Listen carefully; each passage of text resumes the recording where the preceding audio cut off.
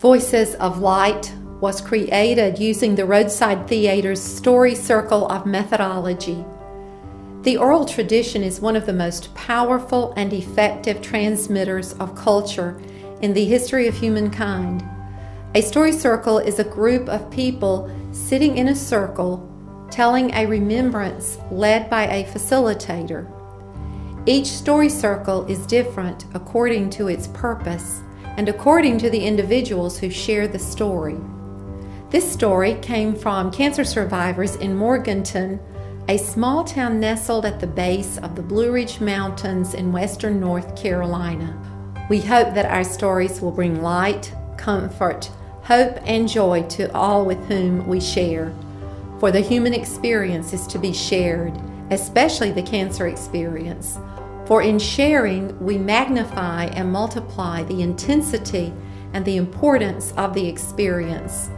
Hopefully, by doing so, we can educate others regarding the emotions related to the experience. The words written here attempt to bring you into our circle. But alas, as Socrates so wisely said, the living word has a soul, of which the written word is properly no more than an image. There was a time when meadow, grove, and stream, the earth and every common sight to me did seem apparelled in celestial light, the glory and the freshness of a dream. It is not now as it hath been of yore. Turn wheresoever I may, by night or day, the things which I have seen, I now can see no more.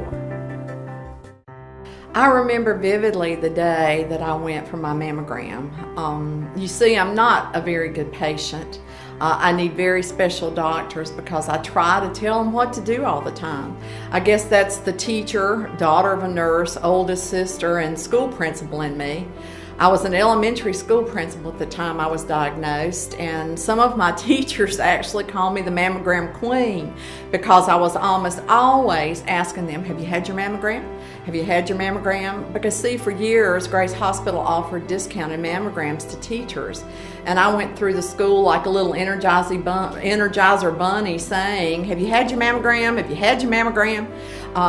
Anyway, I need to go back to my story. I called my doctor's office assistant and said it was time to schedule my mammogram and my physical, and I told her I'd be in for my blood work the week before and to please set a time for all of it and to get back to me. See, I really am not a good patient, and I tell everybody what to do. Well, I guess that's the control freak kind of person that I am, as well as being that daughter of a nurse and all those things I said earlier. Anyway, I had my mammogram like clockwork all of my life. Went every year within 4 or 5 days of each other. I followed all the regular guidelines. I did breast checks. I breastfed my child. I did all of it. I went in as scheduled for the mammogram, and when it was developed, the mammogram tech person had asked me to come back into the room. And she had placed my films on the light box, and when I saw them, I just knew. I got this funny feeling, and I just knew. I wasn't frightened. I was just really sick on my stomach. I was just nauseous. And once the nausea passed, I became angry. And I was mad. I was mad as a wet hen. I don't know why I was so angry, but I was. And the tech told me I was going to have to wait to speak to the radiologist. Well, being the wonderful patient person that I am, waiting was not one of my best things, and I whomped out my cell phone when I was sitting there in the room and called my general practitioner and told the office assistant that the films didn't look good. And I wanted my doctor to get in touch with the best surgeon that she knew, because I didn't care what the radiologist told me. I wanted those places biopsied, and I wanted it done as soon as I could. And to get me on his schedule ASAP. Well, after I'd finished my phone call, I probably had to wait another 5 minutes, and the radiologist came in and said that I needed to have a biopsy, and I said, yes sir, I'll have that done next week. And he looked at me and he said, you really believe that you can get that done next week? And he was just this little soft-spoken man, and I said, yes sir, I will have that done by next week. I think I may have frightened him some because I knew I was ready to blow, and he could probably feel it too because he got real quiet. Well, bless the heart of my sweet, sweet physician, because she got that biopsy scheduled within the week. That all happened on a Monday, and I had the biopsy the next Monday during an ice storm. I often laugh now and say I guess God sent that weather to help cool me down, because I was still mad a week later. I received the call from the surgeon 2 days later. It was a Wednesday morning, February 14th, Valentine's Day, telling me that both of the tumors in my breast were malignant. And he told me he was calling to tell me so that I could get myself together before my appointment with him at 5 o'clock that afternoon. I guess he'd heard the story from the radiologist and wanted me cooled off by the time he come. I thought I would never feel the same in my life about Valentine's Day again. But then I thought, wait, let's make this a special day for the rest of my life.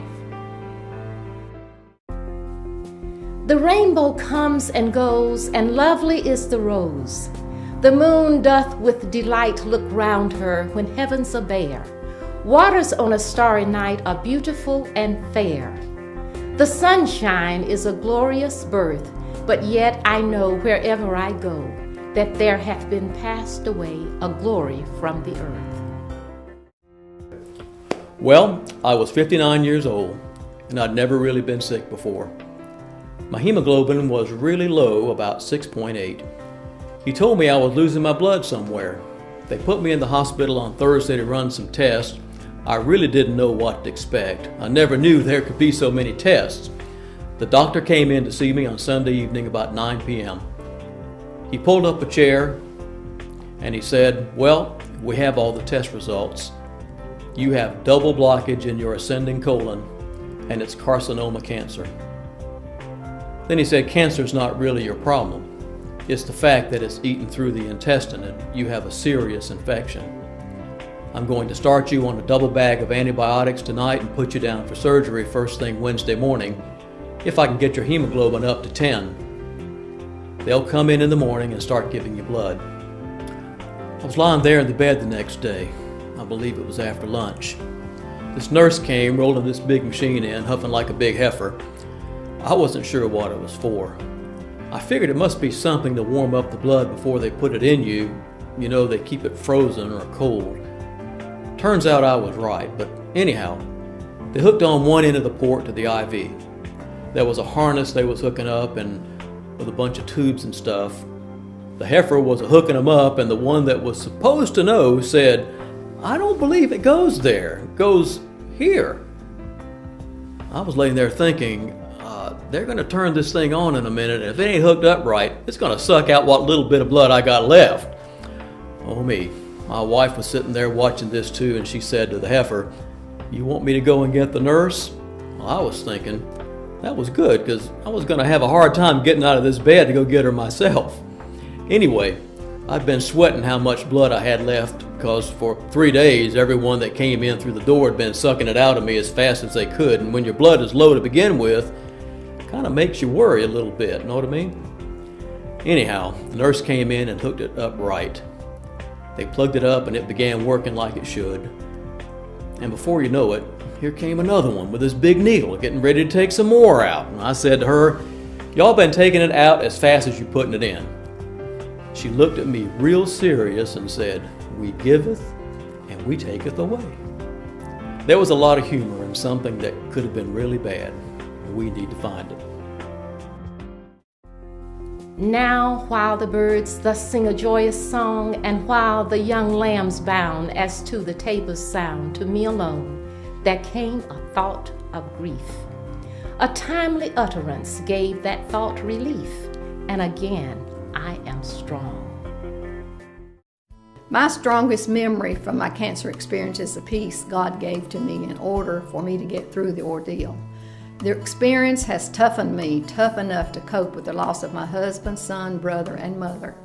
I was a homemaker and a dedicated nurse before breast cancer. I loved nursing, and because of that love, I often worked double shifts. I loved making my patients feel better. However, I had a hard time saying no. I was very much a yes person whenever I was asked to work extra shifts. Cancer taught me how to say no. I learned I had to take care of myself, especially if I wanted to continue to care for others. Following my recovery from surgery, I became very involved with volunteer work to help other cancer patients. Cancer survivorship has given me insight into what is and is not important as I travel this life's road. I do not waste time worrying about things I cannot control or being angry. Being angry took up too much of the life I have left. Life is way too precious to waste. It is far more important to use our lifetime in expressing Christian faith, loving those of importance in our life, and helping others who cross our paths along this journey. My mastectomy was in 1988. In 1994, I had a hysterectomy to increase my chances of life without a reoccurrence of cancer. As I waited for the surgery, I became afraid and began to worry. I prayed, please God, don't let me have cancer again. I cannot go through chemotherapy again. I have often told others that God spoke to me through a ticker tape running through my brain over and over. I was with you the first time, I will be with you again. My response was always, I know, but it just seems to be you and me. These words kept going through my mind. The words eventually became a poem and then evolved into a song. I hope the song will help you as much as it has and continues to help me. Just you and me, Lord, when I'm feeling low. Just you and me, Lord, when I've no place left to go. When I feel the pain and tears fall down like rain, there's just you and me, Lord, just you and me. You are my comforter, you are my peace. I know I have a home on high. You've already signed the lease, so let me show my love as you do from above. There's just you and me, Lord, just you and me. You make my burdens light, oh Lord, you help me through each night. And when the morning breaks, you ease my heartaches. And when the sun goes down, darkness falling all around, there's just you and me, Lord, just you and me. So to all of you I say, when you kneel to pray, be assured you will find a great peace of mind, and don't forget that He can hold you tenderly.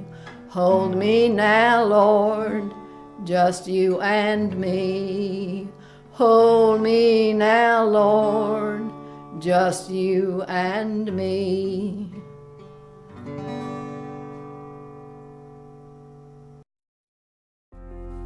Then sing ye birds, sing a joyous song, and let the young lambs bound as to the tabor sound. We in thought will join your throng, ye that pipe and ye that play, ye that through your hearts today feel the gladness of May. Hi, I'm breast cancer. And I'm thyroid cancer. Yep, that's us. B and T. Why do you come first? Because B comes before C. What's C got to do with That's it? why we're here, the big C. Oh, that reminds me of a story. What story? Have you heard the one about the head of oncology? No. Well, he was this tightwad, you know. He rarely did anything for his wife. When he died, she tried to sell his body to science, but she went to a brain store to see what they were going for.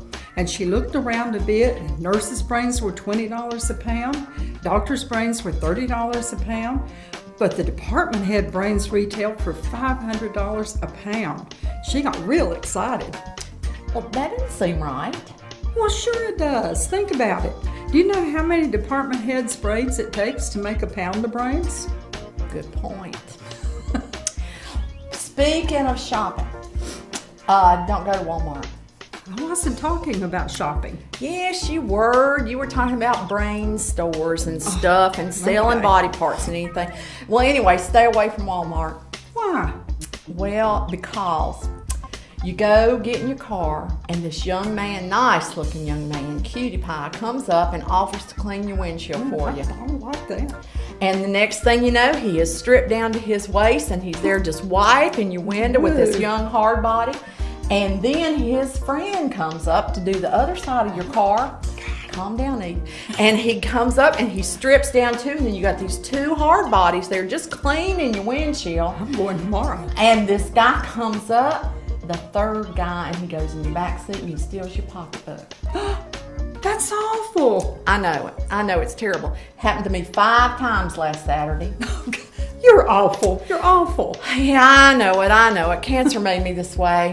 Cancer didn't have a thing to do with it. Yes, it did. It taught me that it's okay to be silly and stupid and to laugh a lot because life is short. So soak it. Soak it so that you can leave it yelling, "Yee-haw, girl, what a ride!" What though the radiance which was once so bright be now forever taken from my sight?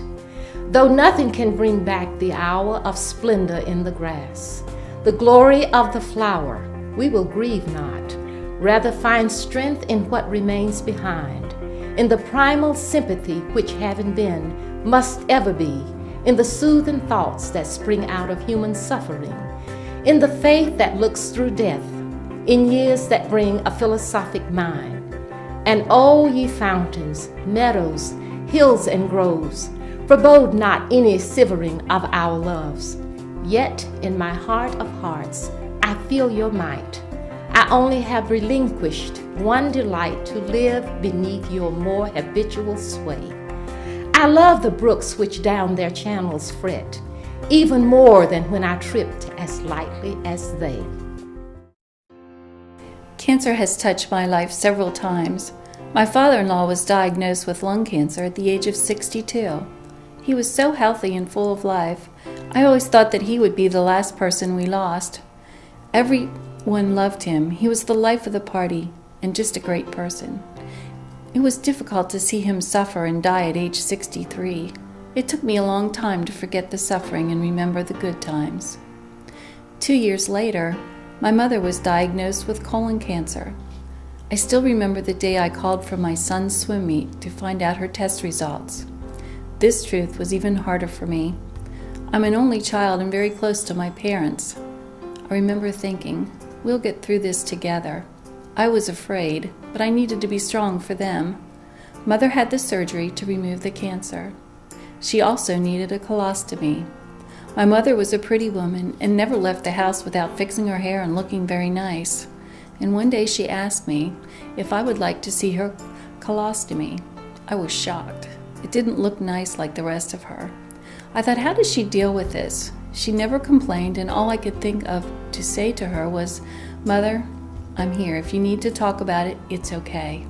She never talked about it. She was so strong through it all. She died on my 42nd birthday. When I called Dad after school that day, he said that hospice had made their first visit that morning and that she may have a few weeks. But he said that she had had a rough afternoon. I left immediately for the house, and when I arrived, I told Dad that I thought she was in a coma because she was breathing so shallowly. I said that we needed to call hospice to find out what we needed to do for her. When I called, they said someone would call us back in a few minutes. While I was waiting for the call, I was sitting on the bed beside her, and she peacefully passed away with no pain. I was so worried that she might suffer like my father-in-law. I just thank the Lord that she died so peacefully. My birthday comes and I'm not sad because God did not let me see her suffer. 6 years later, I was diagnosed with breast cancer. I couldn't believe it. I was scared at first, but with God's help, you can get through what lies ahead. I believe it really changes what you see as important in your life. You live every day and appreciate every day that you have here. You try to help others through their cancer experiences. You volunteer and help wherever you can. I work with the local breast cancer group to raise funds for breast cancer and breast cancer research. We promote the fight against breast cancer. Cancer has really changed my life. It has shown me what is important in life. Friends are important. Family is very important. You just get out there, help others, and enjoy your life. The innocence and brightness of a newborn day is lovely yet.